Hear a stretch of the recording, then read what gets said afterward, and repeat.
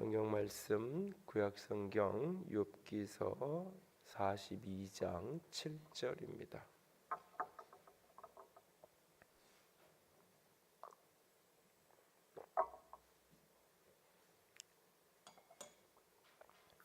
욥기서 42장 7절에서부터 10절까지. 욥기 42장 7절에서 10절 말씀까지 다 함께 읽겠습니다. 여호와께서 욥에게 이 말씀을 하신 후에 여호와께서 대만 사람 엘리바스에게 이르되 내가 너와 네 두 친구에게 노하나니 이는 너희가 나를 가르쳐 말한 것이 내 종 욥의 말같이 옳지 못함이니라. 그런즉 너희는 숫소 7과 순양 7을 가지고 내 종 욥에게 가서 너희를 위하여 번제를 드리라. 내 종 욥이 너희를 위하여 기도할 것인즉 내가 그를 기쁘게 받으리니 너희가 우매한 만큼 너희에게 갚지 아니하리라. 이는 너희가 나를 가리켜 말한 것이 내 종의 말과 같이 옳지 못함이라. 이에 대만 사람 엘리바스와 밀닷과 나아마 사람 소발이 가서 여호와께서 자기에게 명령하신 대로 행하니라. 여호와께서 욥을 기쁘게 받으셨더라. 욥이 그의 친구들을 위하여 기도할 때에 여호와께서 욥의 곤경을 돌이키시고 여호와께서 욥에게 이전 모든 소유보다 갑절이나 주신지라. 아멘.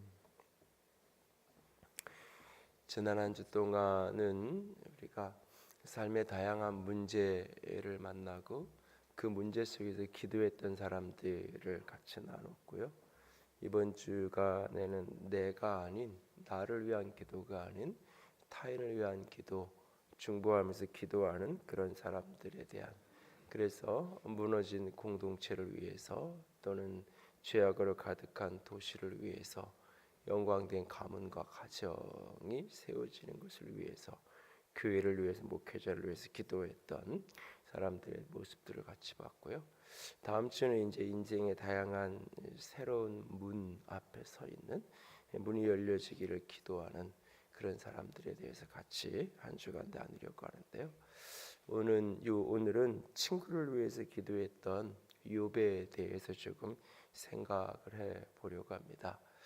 그날 욥의 친구들이 욥에게 찾아왔을 때 그날 욥의 마음은 어땠을까라는 생각을 되짚어 봅니다. 욥은 여전히 이 건강을 다 잃어버린 상태입니다. 욥은 이미 재산을 잃었고 이미 가족을 잃었습니다. 이미 가정은 깨어진 상황이고 자녀들은 다 죽었고 그리고 아내는 이제 저주를 하고 죽으라고 욕을 하고, 옆에 있었는지 어디로 떠났는지 욥이 쫓겨난 건지 어떤 상황인지 모르지만 아마 곁에 등장하지를 않습니다. 그런 처지에 놓여 있었던 욥, 여전히 자신의 삶의 문제가 고단한 형편에 있었던 그 사람. 그렇지만 더 이상 자신의 삶의 문제 때문에 그는 버거워하고 자신의 삶의 문제에 갇혀 있지는 않습니다. 여전히 힘들고 여전히 아프고 여전히 외롭고 여전히 고통스럽지만 그럼에도 불구하고 그의 내면 깊은 곳에 가장 중요한 의문, 가장 중요한 고난 속에서 느꼈던 가장 힘겨웠던 키는 풀렸습니다. 그가 그 고난 속에서 계속 반문했던 것은 뭐냐면 내가 왜 이런 고난을 당해야 되는가라고 하는 문제였습니다. 아무리 자신을 돌아보고 이유를 살펴보아도 내가 이런 정도까지 고난을 당하고 이런 정도까지 아픔을 당해야 될 이유를 도저히 찾을 수가 없는 것입니다. 유일하게 이유를 찾을 수 있다라면 하나님이 뭔가 연단하기 위해서, 하나님이 무엇인가 깨닫게 하기 위해서, 하나님이 무엇인가 나를 새로운 단계로 성숙시키고 자라가게 하기 위해서 나를 향한 연단의 손길, 훈련의 손길이라는 이유 말고는 이유를 어떤 것도 이유를 찾을 수가 없습니다. 그러나 그 이유조차도 선명하지 않습니다. 왜? 욥은 이미 욥기서를 시작할 때 이미 하나님이 순전한 사람이다, 하나님이 자랑할 만큼 순전하고 온전한, 순전하다로 번역된 이 단어가 온전한, 인테그리티라는 영어 단어인데 한국말 정확한 번역이 없는 이 성숙한, 온전한, 완전한, 순전한, 신실한, 이게 다 이렇게 묶어놓은 그런 단어. 하나님이 보시기에 이미 그는 인격적으로나 삶이 온전성에 이르는 그런 사람. 근데 도대체 그런 사람이 무슨 더 성숙이 필요하고 무슨 훈련이 더 필요하길래 하나님의 그를 연단시키고 풀무불 속에 넣어서 단련하겠어요. 이해할 수가 없는 겁니다. 끊임없이 하나님께 물을 수밖에 없어요. 너무 답답하니까 내가 예전에 자신의 삶을 회상하면서 내가 눈길 하나, 말 한마디 하나, 내가 돈 한 푼 가지고 내가 죄를 지은 적이 있냐고. 내가 눈길 하나 주는 것조차도 죄를 지은 적이 없는데 어떻게 나에게 이럴 수 있냐고 그가 하나님 앞에서 호소하면서 왜라고 묻죠. 근데 하나님이 그 왜라는 질문에 대해서 답하지 않습니다. 왜라는 질문에 대한 답을 주어서 이해시켜서 그의 마음의 질문이 사라지는 게 아니라 그 왜라는 질문보다 더 크신, 내가 나라는 존재보다 더 위대하신 내 생각, 내 개념, 내가 이해하고 경험할 수 있는 인간의 차원보다 더 뛰어넘는 하나님의 차원을 잠깐 보여줍니다. 모든 의문이 해결된 게 아니라 자신의 질문이 해답을 얻은 것이 아니라 더 이상 그 질문이 무의미한, 더 이상 그 질문이 아무런 가치가 없는 그 크신 하나님을 욥이 직면하게 되어지면서 오히려 내가 하나님 앞에서 내가 무지한 자가, 나같이 무지한 자가 하나님 이치를 알려고 했다라고 하나님 앞에서 자신의 죄를 고백하고 자신의 결국 밑바닥 깊은 곳에 있는 그 어떤 교만함, 내가 다 하나님을 이해할 수 있다라는, 내가 다 이해하고 해석되고 설명되어야 된다라는 그 모습을 하나님 앞에 내려놓고 회개하게 되죠. 그리고 하나님 앞에 그는 고백해요. 내가 귀로만 듣기만 했는데 이제는 하나님을 눈으로 본다고. 여전히 아프고 여전히 힘든데 더 이상 하나님을 향한 원망, 하나님을 향한 의문이 사라진 하나님의 크심을 만난 그 시점에 욥의 친구들이 찾아옵니다. 나를 위해서 기도해 달라고, 나를 위해서 예배를 드려 달라고. 욥이 하나님께 올려드릴 수 있는 번제로 드릴 수 있는 제물이 아무것도 남은 것이 없으니까 자기들 스스로 자신을 위해서 드려질 숫소 7과 순양 7을 가지고 와서 나를 위해서 기도해 달라고, 나를 위해서 예배를 해달라고, 제사를 해달라고 말합니다. 도대체 왜 갑자기 그러냐고 물으니까 하나님이 말씀을 하신 거죠. 그 욥의 세 친구에게, 특별히 엘리바스라는 사람에게 찾아가서 너와 내 두 친구가 욥의 말처럼 옳지 못하다. 너희가 했던 모든 말들, 고난에 대해서 해석하려는 그 모든 말들 옳지 못하다는 이야기는 틀린 말이다라는 이야기가 아니에요. 악한 말이다라는 이야기가 아니에요. 죄 때문에 고난당했다. 네가 더 많이 기도하고 더 많이 하나님 붙들면 그 고난에서 내가 해결될 수 있을 거다. 이런 식의 고난의 문제에 대해서 인간적인 차원으로 수없이 해석하려고 했던 그 말들, 그것은 옳지 못한 말. 여기서 옳지 못하다는 말은 무지하고 무식한 말을 했다라는 이야기라는 거예요. 자기 수준으로 하나님의 일을 판단하려고 했던, 인간의 수준으로 하나님의 일을 판단하려고, 오히려 하나님께 물었던, 하나님 왜라고 탄식하면서라도 물었던 게 오히려 조금 더 지혜로운 거예요. 조금 더 옳았던 거예요. 욥도 하나님 앞에 책망을 들었기 때문에 욥이 잘했다는 의미의 옳음이 아니에요. 욥이 너희들보다 나았다는 거예요. 자기 수준으로 해석하고 설명하고 단정하려고 했던 그것이 그 얼마나 무식한 거고 어리석은 것인지를 하나님이 이야기하십니다. 그러면서 너희들이 했던 그 말, 너희들이 이치를 가렸던 우매해왔던 이 8절 하반절에 보면 너희가 우매한 만큼 너희에게 갚아주리라. 너희가 악했던 만큼 너희가 욥에게 악하게 한 만큼 너도 고통당해. 이게 아니라 너희들이 미련했던 것처럼, 너희들이 어리석고 멍청했던 것처럼, 무식했던 것처럼 무식한 그대로, 어리석은 그대로 너희들이 당하고, 그러니까 다시 말해서 삶을 어지럽게 살아가면서 그 어리석은 것의 결과를 그대로 얻게 되어지는, 그렇게 갚아야 마땅한데 그것을 피할 수 있는 길이 있는데 욥이 너를 위해서 기도하면 욥이 너를 위해서 제사를 드려주면 그것을 앞에서 내가 돌이키겠다. 그것을 이르지 않게 하겠다. 그 말을 욥에게 가서 전하는 거죠. 욥은 지금 여전히 욥은 고통당하고 있어요. 욥은 여전히 병들어 있어요. 욥은 여전히 가난하고 욥의 가정은 너무 여전히 깨어져 있어요. 친구는 여전히 건강해요. 친구는 여전히 가정이 유지되고 있어요. 친구는 여전히 거부는 안 할지 몰라도 경제적으로 배고파서 굶어 죽어야 되는 상황은 결코 아니에요. 그런데 이대로 가만히 있으면 그 친구가 병들 수도 있고 가난해질 수도 있고 가정의 어려움이 찾아올 수도 있어요. 그것도 다 자기한 죄의 결과예요. 그들의 우매하고 어리석음의 결과예요. 자업자득의 계시오니 자신이 어리석게 투자하지 말아야 될 걸 투자해놓고 하지 말아야 될 일 해놓고 게으르게 마땅히 해야 될 것을 하지 않고 그 어리석음의 우매함의 결과로 부정적인 일들이 안 좋은 일들이 이미 벌어진 게 아니에요. 앞으로 생길 수 있어요. 나는 지금 고통스럽고 아파요. 힘들어요. 근데 하나님이 저 친구들을 위해서 기도하라고 해요.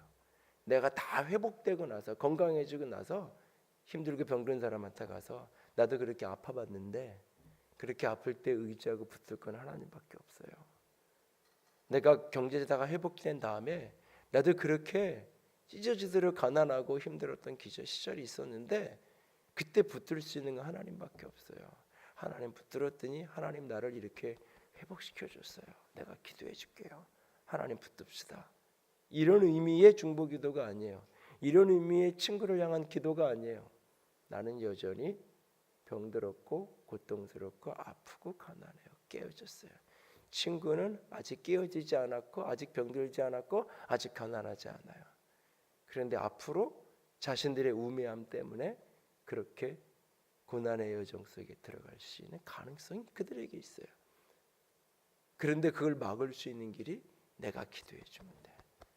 내가 중보하고 내가 그들을 위해서 희생해 그들의 죄를 대속적인 십자가의 희생처럼 내가 대신 그들을 위해서 희생의 번제를 제사를 드리고 기도하면 그들에게 그 화가 피할 수 있어. 여러분들이 욥이라면 이날 기도를 했을까요? 이날 진정 기꺼이 제사를 했을까요? 욥은 그날 친구들을 위해서 기도하죠. 친구들을 위해서 제사를 하죠. 비록 친구들 때문에 아팠지만, 비록 친구들 때문에 너무 고통스럽지만, 없는 이만 못했지만, 그래도 아프게 하고 고통스럽게 하고 힘들게 했어도 곁에 있어 주었던 유일한 사람들이 이 친구들이죠. 뒤에 보면 11절에 가면 욥이 형제와 자매가 이전 알던 사람들이 욥에게 찾아와요. 그래서 그의 집에 음식을 먹고 그 재앙에 대해 슬퍼하고 위로하고 돈을 조금씩 주고 가요. 욥이 회복된 다음에 사람들이 몰려들어요. 근데 욥이 진짜 고통스러울 때 이 형제들, 이 아는 사람들 도대체 어디가 있었는지 아무도 찾아온 이가 없어요. 근데 그 친구들은 그래도 찾아와 주었어요. 자기 수준의 무식함과 어리석음과 우매함 때문에 악함으로 욥에게 권면했던 게 아니에요. 야, 너 뭐 좀 죄 좀 찾아봐. 너 이럴 때일수록 더 기도해야지. 너 왜 그래? 이 이야기를 내뱉은 게 욥의 상처에 소금 뿌리려고 그런 게 아니에요. 욥을 더 고통스럽게 만들 의도로 그런 말을 던진 게 아니에요. 다른 형제들은, 다른 알던 사람들은 거들떠도 보지 않았어요. 찾아오지도 않았어요. 그의 고난을 그냥 외면했어요. 근데 친구는 찾아와서 울고 자기 수준의 이야기를 했어요. 그들 수준이 그거밖에 안 되는 거예요. 그 사람들이 나를 힘들게 하고 고통스럽게 하기 위해서 그런 얘기를 한 게 아니라 욥의 친구들이 욥을 더 아프게 하기 위해서, 상처를 덧나게 하기 위해서 막 이런저런 이야기를 던진 게 아니라 수준이 그거밖에 안 된 거예요. 그들이 그렇게 무식하고 우매한 수준이었던 거예요. 근데 자기는 똑똑하다라고 착각하고 있던 거죠. 고난에 대해서 나는 다 해석할 수 있고 다 답을 가졌다고 착각하고 있는, 그게 지금 그들의 수준일 뿐인 거예요. 그런데 그 수준에서는 그래도 친구를 위해서 할 수 있는 말이 뭐예요? 그래도 너 뭔가 죄 때문에 이러지 않았겠어. 좀 찾아봐. 그것 좀 하나님 앞에서 해결해. 그 죄에서 돌이켜. 그럼 하나님이 너 다시 살려주실 거야. 죄가 없는데, 잘못한 게 없는데 이런 일이 생길 리가 없잖아. 야, 이럴 때는 더 깊어져야 되고 더 영적이 돼야 되고 더 하나님 앞에 매달려야 되는 거야. 더 깊은 신비 속에, 은혜 속에 들어가야 되는 거야. 그 더 기도하고 해봐. 그러면 좀 달라질 거야. 자기 수준에, 자기가 경험하고 이해한 하나님의 수준으로 답을 자꾸 하려고 하는 거예요. 그 말이 너무너무 아팠어요. 그 말이 이 상처에 소금을 뿌리듯이 너무너무 고통스러웠어요. 그런데 내가 하나님 앞에 서고 나니까, 하나님의 은혜 아래에서 더 큰 하나님의 차원을 보고 나니까, 고난이 해결되고 해답을 얻어서가 아니라 하나님을 더 깊이 보고 나니까, 그래도 이 친구가 나를 외면한 친구보다 나은 거죠.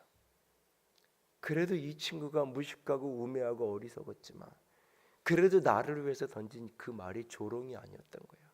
그때는 조롱으로 들렸는데, 그때는 정죄로 들렸는데, 사실 그 사람이 했던 말의 의도는 정죄하기 위해서 했던 말이 아니에요. 나를 조롱하고 비난하기 위해서 했던 말이 아니에요. 수준이 그거밖에 안 됐던 거예요. 그 친구들의 영적인 수준, 신앙의 수준, 하나님 아는 레벨이 그거밖에 안 돼서 그 수준으로 돕는다는 게 그렇게 한 거예요. 힘들게 한 거예요. 욥이 지금 이 상황에서 똑같이 반응한다면, 너희들이 나 얼마나 힘들게 했는데 지금 날 좀 도와주질 못한 망정 나를 위해서 기도해 달라고. 내가 이렇게 힘들고 어렵고 아픈 거 안 보이냐고. 여전히 나 병들어 있고 여전히 가정 이런 거 안 보이냐고. 너 지금 너 이런 일 생기지 않게, 너 지금 그런 상황인데,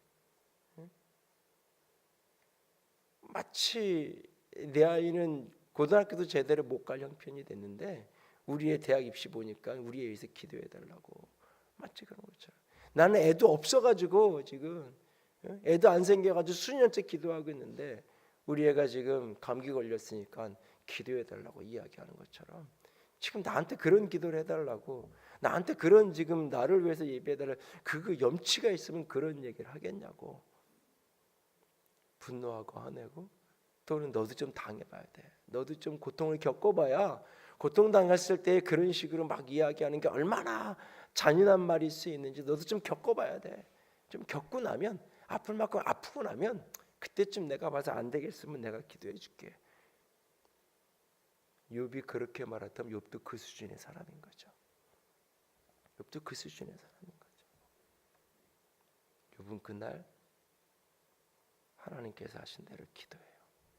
근데 참 이게 희한한 게, 이 장면에서 하나님이 욥에게 직접 말씀 안 했다는 거예요.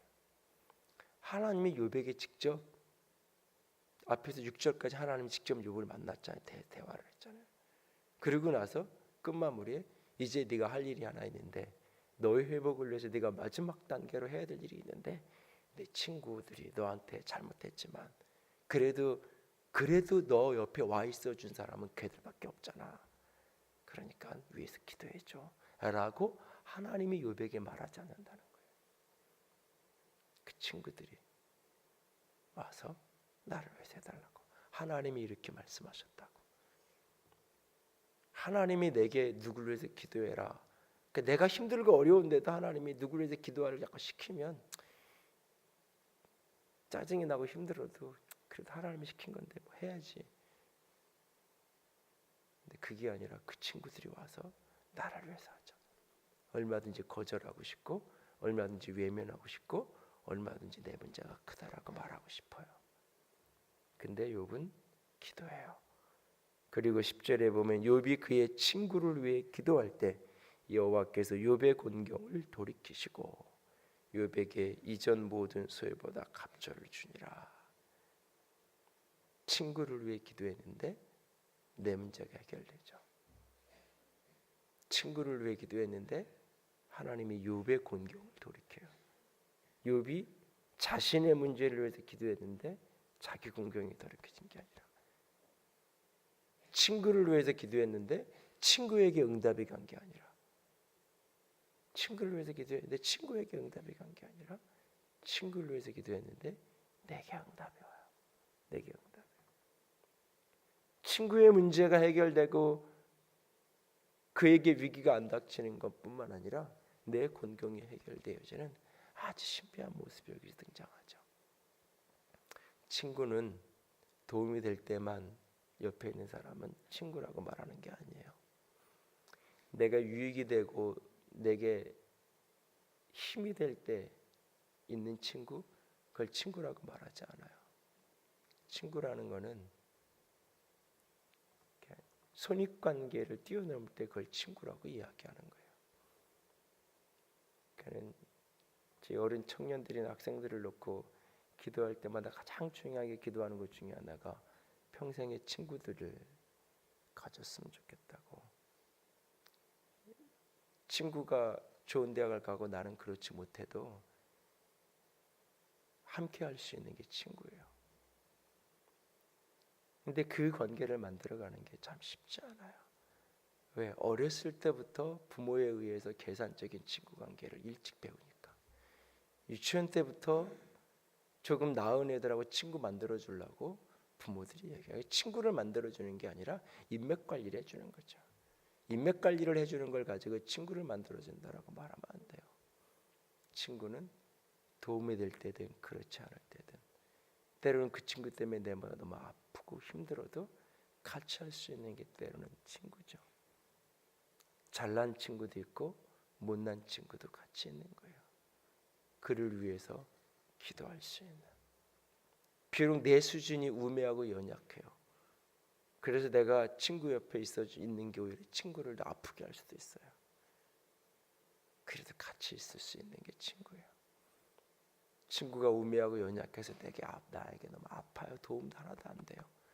그래도 그 순간 그 친구를 위해서 기도할 수 있는 게 사실은 친구죠. 욥의 친구들을 위한 기도. 오늘 우리 가운데 타인을 향한 이런 기도가 회복될 수 있기를 원합니다. 이렇게 기도할 수 있는 친구를 만들어가고 여러분 곁에 그런 친구가 있어질 수 있기를 원합니다. 인생이 좋을 때, 평안할 때 함께 먹고 웃을 수 있는 사람뿐만 아니라 진짜 고통스럽고 힘들 때 그때에 곁에 있을 수 있는 친구, 함께 기도할 수 있는 우리가 될 수 있기를 원합니다. 그런 친구를 만들어가고 세워갈 수 있는, 그러기 위해서 무엇보다 필요한 것이 있다라면 친구를 위하여 기도하는 우리가 될 수 있기를 원합니다. 그 친구가 잘났든지 못났든지 도움이 되든지 되지 않든지 위하여 기도할 수 있기를 원합니다. 특별히 욥의 친구들의 모습들을 쭉 들여다보면서 깨닫는 거 하나는 고난당한 친구에게 필요한 건 말하는 게 아니라 그에게 뭔가 권면하고 교훈할 스승이 필요한 게 아니라 고난당한 사람에게는 옆에 있어줄 수 있는 친구가 필요한 거예요. 그냥 같이 기도해 줄 수 있는, 그냥 같이 울어줄 수 있는 그런 사람, 우리가 그런 사람이 될 수 있기를 원합니다. 그런 모습들을 하나님이 기뻐 받으실 때 하나님이 우리의 삶의 문제를 주님께서 해결하실 것입니다. 오늘 본문 속에 가장 감동적인 표현은, 그리고 가장 부러운 표현은 욥이 욥을 기쁘게 받으셨다. 하나님이 여호와가 욥을 기쁘게 받으셨다. 욥을 기쁘게 받으셨다. 욥이 친구를 위해서 기도하는, 못난 친구를 위해서 기도하는, 나를 아프게 하고 고통스럽게 했지만 그래도 친구에게, 내 거가 적자이지만 그래도 친구가 아프면 나도 또 아프기 때문에 친구를 위해 기도하고 있는 욥을 하나님이 기쁘게 받았다라고 이야기하고 있어요. 여러분이 누군가를 위해서, 특별히 나를 아프게 하고 힘들게 하는 그 친구를 위해서, 그 지체를 위해서 여러분들이 기도하고 중보할 때 하나님이 그것을 기쁘게 받으실 것입니다.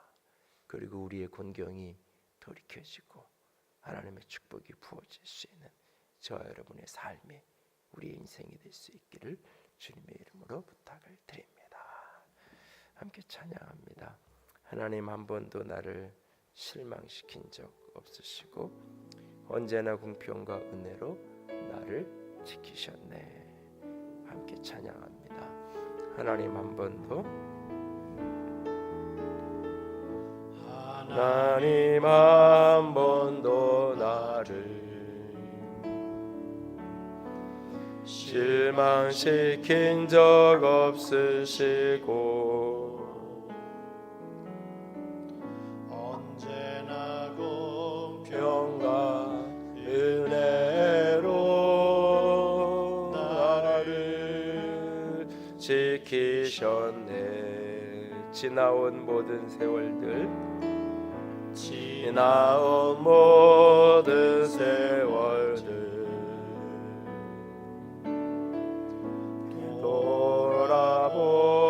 돌아보아도 그 어느 것 하나 주의 손길 안 미친 것 전혀 없네. 오 신실하신 신실하신 주, 오 신실하신 주, 내 너를 떠나지도 않으리라. 내 너를 버리지도 않으리라. 약속하셨던 주님, 그 약속을 지키사 이후로도 영원토록 나를 지키시리라 확신하네.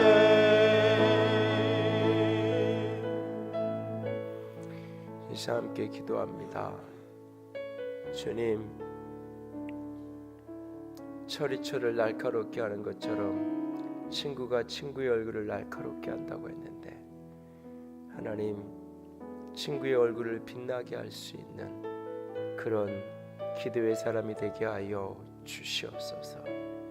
나의 성공의 들러리로서의 친구가 아니라 진정 기도할 수 있는, 진정 인생의 어떤 시즌에도 함께 해줄 수 있는 그런 친구, 그런 우리가 되게 하여 주시옵소서. 같이 기도합니다.